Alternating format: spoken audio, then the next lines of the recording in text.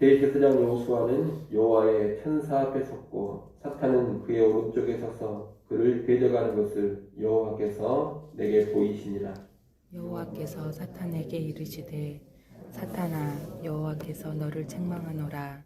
예루살렘을 택한 여호와께서 너를 책망하노라. 이는 불에서 꺼낸 그슬린 나무가 아니냐 하실 때에 여호수아가 더러운 옷을 입고 천사 앞에 서 있는지라. 여호와께서 자기 앞에 선 자들에게 명령하사 그 더러운 옷을 벗기라 하시고 또 여호수아에게 이르시되 내가 내 죄악을 제거하여 버렸으니 내게 아름다운 옷을 입히리라 하시기로 내가 말하되 정결한 관을 그의 머리에 씌우소서 하매 곧 정결한 관을 그 머리에 씌우며 옷을 입히고 여호와의 천사는 곁에 섰더라. 여호와의 천사가 여호수아에게 증언하여 이르되 만군의 여호와의 말씀에 내가 만일 내 도를 행하며 내 규례를 지키면 내가 내 집을 다스릴 것이요 내 뜰을 지킬 것이며 내가 또 너로 여기 섰는 자들 가운데 왕래하게 하리라. 대제사장 여호수아야 너와 내 앞에 앉은 내 동료들은 내 말을 들을 것이니라. 이들은 예표의 사람들이라. 내가 내 종 싹을 나게 하리라. 만군의 여호와가 말하노라. 내가 너 여호수아 앞에 세운 돌을 보라. 한 돌에 7 눈이 있느니라. 내가 거기에 새길 것을 새기며 이 땅의 죄악을 하루에 제거하리라. 만군의 여호와가 말하노라. 그날에 너희가 각각 포도나무와 무화과 나무 아래로 서로 초대하리라 하셨느니라. 아멘. 오늘 본문은 스가랴가 본 네 번째 환상입니다.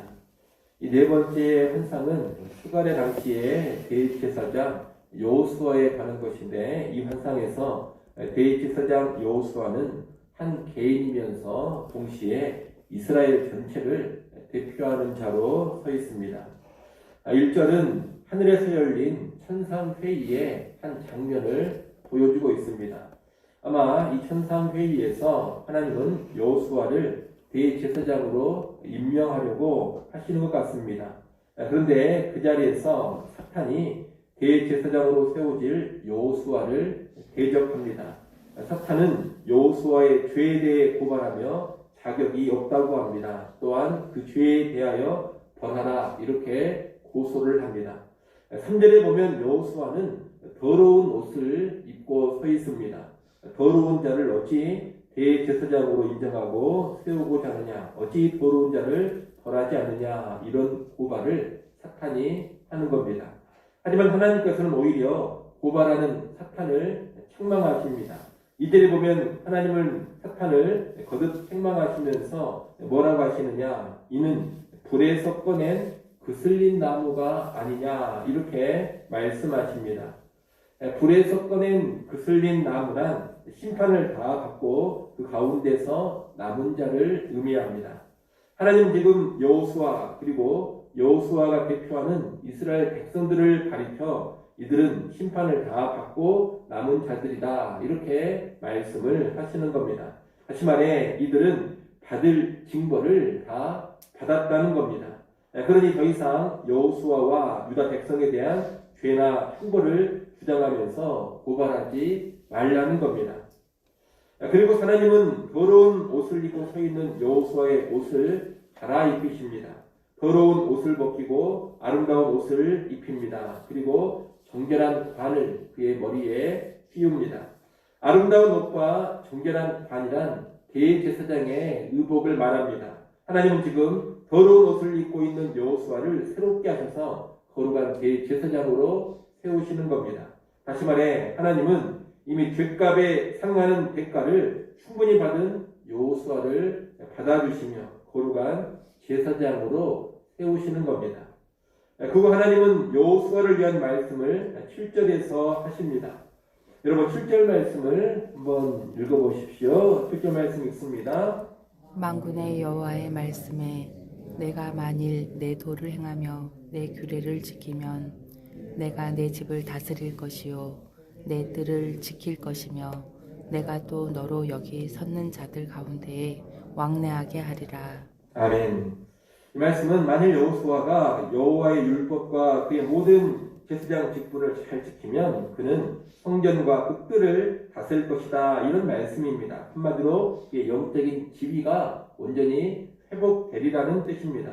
이 말씀은 여호수아 개인의 대제사장 지위의 회복이기도 하지만 나아가 죄로 인해 심판받은 이스라엘 백성의 회복이기도 합니다. 대제사장 집안의 사람이었던 여호수아는 이제 포로 생활에서 귀환한 백성들 가운데 대제사장의 직분을 감당하게 될 것입니다. 이제 하나님 앞에 바로 행한다면 그는 계속해서 영적 지도자의 역할을 감당하게 될 겁니다. 아울러 이스라엘 백성도 그들의 지위를 회복할 것입니다.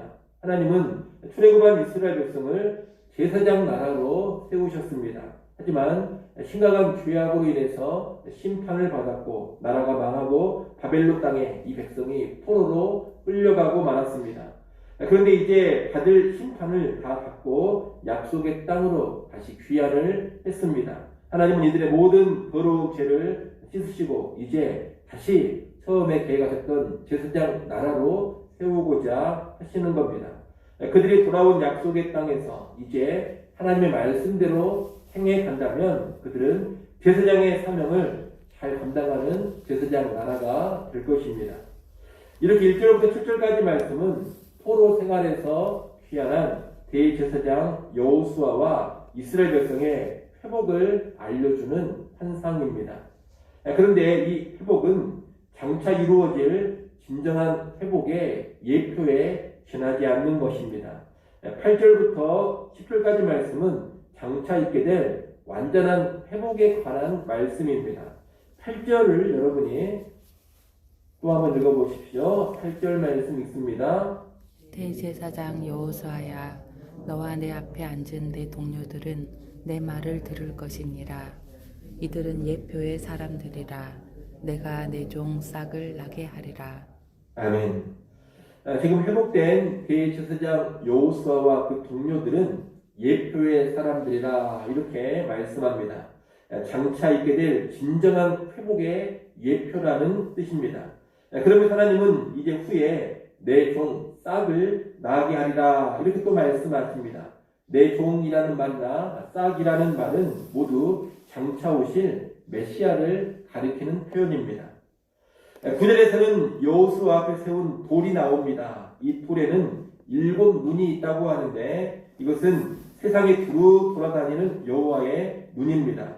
이 여호와의 눈이 있는 돌에 새길 것을 새긴다고 하는데 이것은 여호와께서 친히 보장하시는 확실한 표징, 증거를 의미합니다.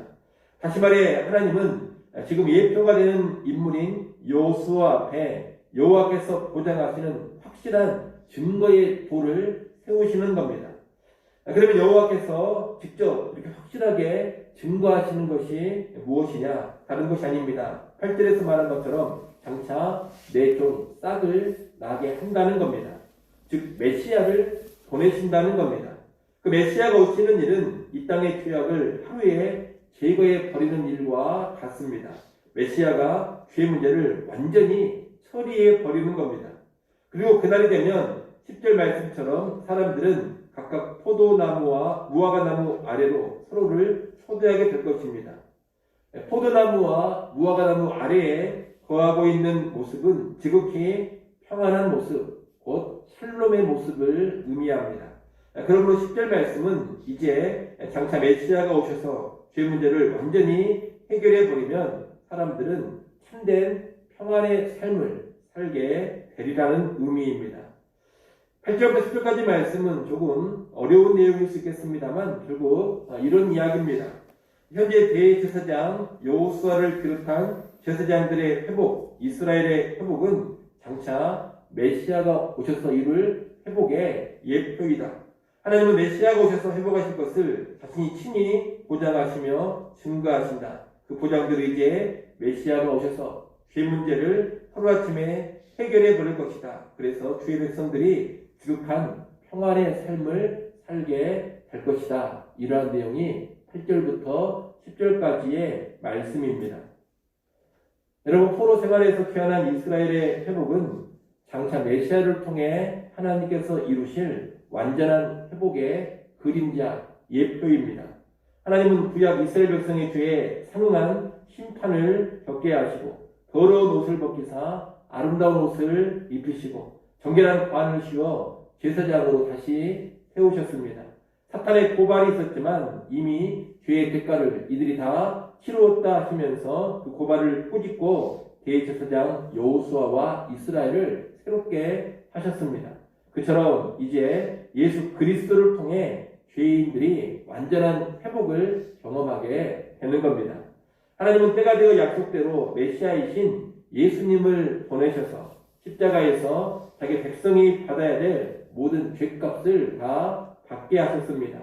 자기 백성이 심판받지 않고 메시아이신 예수님께서 모든 죄의 심판 형벌을 대신 다 받게 하신 겁니다. 십자가에서 단번에 그리고 완전히 죄값을 치루심으로 하루아침에 죄악을 다 제거하셨습니다. 이에 근거해서 주의 백성들이 입고 있던 더러운 옷을 벗기고 아름다운 옷을 입히셨습니다. 정결한 관을 씌워 왕같은 제사장으로 세우셨습니다. 이제 죄에서 벗어나고 죄에서 자유한 평안의 삶, 샬롬의 삶을 누리게 하셨습니다. 메시아이신 예수님을 통해서 완전한 회복을 이루신 겁니다. 오늘 우리가 예수님을 믿는다면 바로 이 완전한 회복의 삶을 누리고 있는 겁니다. 이러한 우리를 사탄이 결코 고발하거나 참소하지 못합니다. 우리에게 죄가 있고 더러움이 있으니 벌하소서 이런 고발을 사탄이 하나님께 하지 못한다는 겁니다.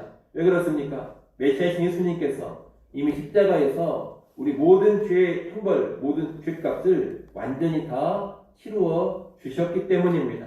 모든 죄값을 그분이 완전히 치루어 주셨기 때문에 죄를 가지고서 고발하는 사탄을 하나님께서 오히려 책망하십니다. 그래서 예수 안에 있는 우리를 그 누구도 참수하지 못하고 고발하지 못하는 겁니다. 이와 연관해서 로마서 8장 말씀을 잠깐 한번 보겠습니다. 로마서 8장으로 한번 가보겠습니다.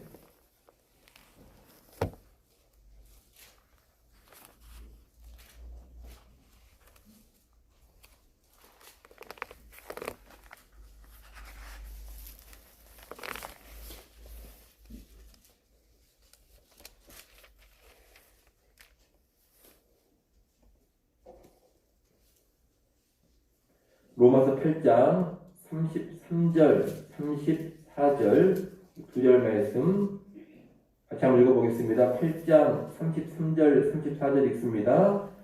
누가 능히 하나님께서 택하신 자들을 고발하리요 의롭다 하시는 하나님이시니 누가 정죄하리요 죽으시고 아니라 다시 살아나신 이는 그리스도 예수시니 그런 하나님 편에 계신 자요 우리를 위하여 간구하시는 자신이라. 아멘. 여러분, 예수 안에 있는 우리를 누가 대적할 수가 있겠습니까? 누가 택함받아 의롭게 된 우리를 고발할 수가 있겠습니까? 그리스도의 죽으심과 부활하심으로 새롭게 된 우리를 누가 감히 정죄할 수가 있겠습니까? 그 누구도 우리를 정죄하지 못하고 대적하지 못하고 우리 죄를 가지고서 우리를 고발하지 못합니다. 이것이 예수 그리스도를 통해 완전히 회복된 우리에게 주어진 축복이요 특권인 것입니다. 예수의 공로로 완전히 회복된 이 놀라운 특권이 오늘 우리에게 있다는 것을 꼭 기억하시기를 바랍니다. 여러분, 우리의 모든 죄는 다 해결되었습니다. 우리의 더러운 옷은 다 벗겨졌습니다. 나는 정결한 관을 쓰고 있는 거룩한 제사장으로 하나님 앞에 서 있습니다. 이것을 명심하시며 살아가시기를 바랍니다. 그리고 이제 거룩한 제사장답게 회복된 하나님의 백성답게 살아갈 수 있기를 간절히 축원합니다. 기도하겠습니다.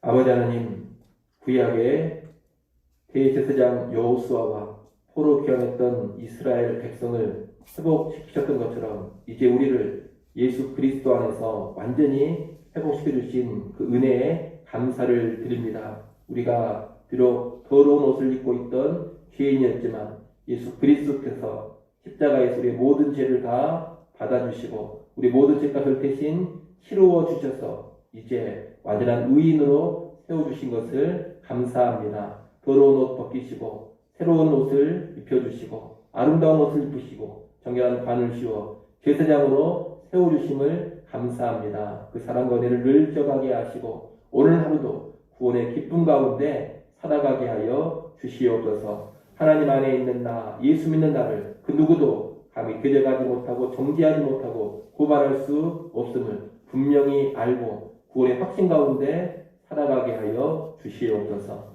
이 시간 또 하나님께 나와서 기도합니다. 우리의 짐을 져주시는 아버지 앞에 우리 모든 짐을 내려놓게 하여 주시옵소서. 아무것도 염려하지 않게 하시고 우리 구할 것을 감사함으로만 하나님께 아뢰게 하여 주시옵소서. 하늘의 평안을 누리게 하여 주옵소서. 오늘 하루도 기쁨과 감사 속에서 하나님과 동행케 하여 주옵소서. 예수님의 이름으로 기도드리옵나이다.